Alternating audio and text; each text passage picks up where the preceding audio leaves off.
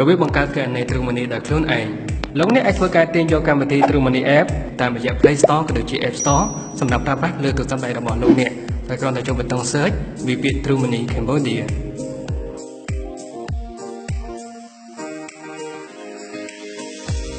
រួចចុចពាក្យ Install បន្ទាប់មកលោកអ្នកធ្វើការបើកកម្មវិធី True Money App ជ្រើសរើសភាសា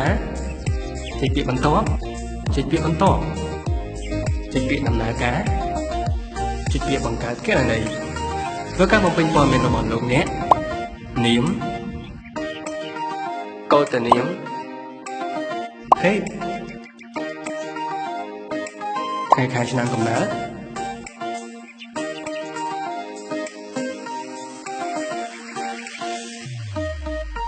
ឬបំពេញលេខទូរស័ព្ទរបស់លោកអ្នក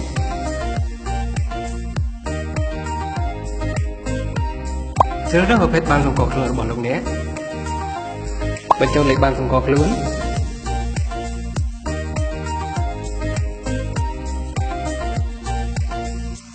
ជ្រើសរើសមុខរបរ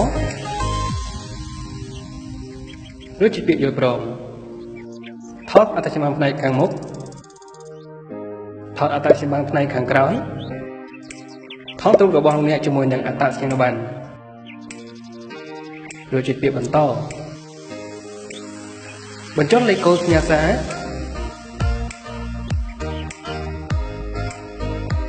ជាពាក្យយល់ព្រម